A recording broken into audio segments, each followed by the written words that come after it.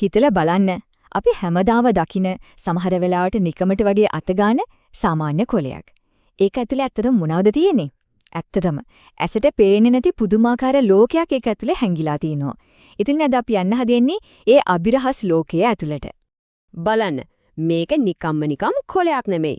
මේක හරියටම කිව්වොත් සූර්ය බලයෙන් වැඩ කරන පුදුමතරම් කාර්යක්ෂම කර්මාන්ත ශාලාවක්. අපි දැන් යමුද බලන්න මේ කර්මාන්ත ශාලාව ඇතුලේ මොකද වෙන්නේ කියලා. හරි. අපේ මේ ගමනට පොඩි සිතියමක් ඕන වෙනවනේ. අපි මුලින්ම ශාකයේ පිටතම ආවරණය ගැන කතා කරලා ඊට පස්සේ ටිකින් ටික ඇතුළටම ගිහින් අන්තිමට බලමු මේ හැමදේම එකට එකතු වෙලා වැඩ කරන්නේ කොහොමද කියලා. හොඳයි. අපේ ගමනේ පළලිරි නැවතුම තමයි ශාකයේ පිටතම ආරක්ෂක පවුර. මේක තමයි බාහිර ලෝකයෙන් එන හැම තර්ජනයකටම මුලින්ම මුහුණ දෙන ආරක්ෂකයා. අපේ සම අපිව ආරක්ෂා කරනවා වගේම ශාකයේත් තියෙනවා පිටත ලෝකයට මුහුණ දෙන පළමු ආරක්ෂක පවුරක්. විද්‍යාත්මකව කිව්වොත් මේකට කියන්නේ චර්මීය පටක පද්ධතිය කියලා. ඉතින් මේ අපිච්චර්මය කියන්නේ හරියටම ශාකයේ සම වගේ දෙයක්. ඒක හැදලා තියෙන්නේ තනි සෛල තට්ටුවකින්. පිටතින් එන ඕනම අනතුරකින් ශාකය බේරගන්න ප්‍රධානම පලිහක් විදියට තමයි මේක වැඩ කරන්නේ. ඒ විතරක් නෙවෙයි මේ ආරක්ෂක ස්තරයට උඩින් තවත් විශේෂ දෙයක් තියෙනවා. ඒ තමයි කියුටිකල. මේක ඊටි වගේ ජලයට ඔරොත්තු දෙන ආවරණයක්. මේක නිසා තමයි ශාකයට තමන්ගේ ඇඟේ තියෙන වටිනා ජලය නැතු නොවි රැකගන්න පුළුවන් වෙන්නේ. හරි. අපි දැන් ආරක්ෂක පවුර පහු කරලා ශාකයේ ඇතුළටම යන. මෙතන තමයි අත්තම වැඩේ වෙන්නේ. ශාකයේ බලශක්ති මධ්‍යස්ථානයයි ප්‍රවාහන අධිවේගී මාර්ගයයි තියෙන්නේ මෙතන. ශාකයේ සමට යටින් තියෙන්නේ භූමි පටකය.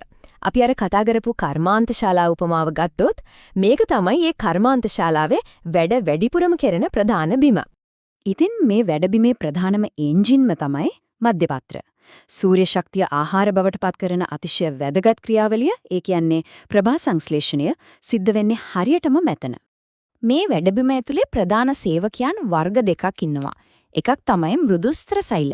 ඒවායේ බිත්ති තුනී නිසා ආහාර හදන්නයි ගබඩා කරන්නයි නම්‍යශීලීව දායක වෙනවා. අනෙක් වර්ගය දෘಢස්ත්‍ර සෛල. හරියට ගොඩනැගිල්ලක කොන්ක්‍රීට් කණු වගේ. ඒවායේ ඝනකම් බිත්ති නිසා ශාකයට අවශ්‍ය ශක්තිය සහ ආධාරය ලැබෙනවා.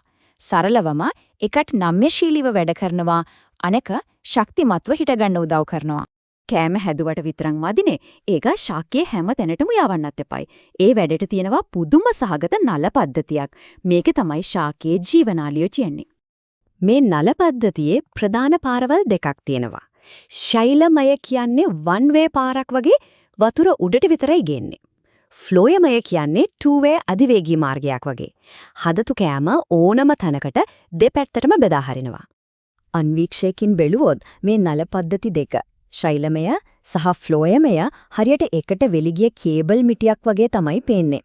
මේවා එකට එකතු වෙලා තමයි ශාකයේ ප්‍රධාන ප්‍රවාහන මාර්ගය. එහෙමත් නැත්නම් සනාන කලාපය නිර්මාණය කරන්නේ. ඉතින් කොහොමද ශාකයක් පොළවේ ඉඳන් අඩි ගානක් උසට වතුර ගෙනියන්නේ? හරිම සරලයි වගේ පෙනුනට මේක පුදුම ක්‍රියාවලියක්. මුල් වලින් වතුර උරා ගන්නවා. ශෛලමය හරියට බටයක් වගේ ඒක උඩට අදිනවා. කොළ වලින් ජලය වාෂ්ප වෙනකොට ඒකේ නැතිවෙන චූෂණ බලය නිසා තවත් වතුර ඉහළට ඇදෙනවා. ශාකයක් කියන්නේ නිකම්ම එකතන ඉන්න දෙයක් කියලා කවුරු හරි හිතනවා නම් ඒක වැරදි.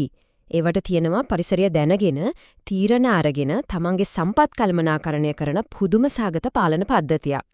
කොළේ යටිපැත්ත දිහා අන්වීක්ෂකයකින් බැලුවොත් අපිට දකින්න පුළුවන් දහස් ගණනක් පුංචි සකස් කළ හැකි දොරටු.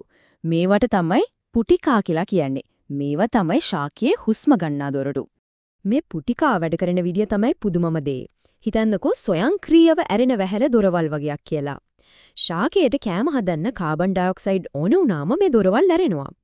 හැබැයි අවුවසර වෙලා වතුර ඉතිරි කරගන්න ඕන නම ටක් කාලා වැහෙනවා.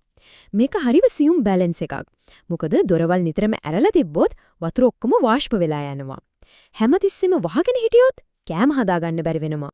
ඒ වගේම ශාකවලට තියෙනවා අභ්‍යන්තර සංනිවේදන ජාලයක්. ඒ තමයි හෝමෝන. ශාකයක වර්ධනය සහ හැසිරීම සම්පූර්ණයෙන්ම පාලනය කරන්නේ මේ රසායනික පණිවිඩ හරහා. ශාකයේ ප්‍රධාන පණිවිඩ කරවන් කිහිප දෙනෙක් ගැන බලමු.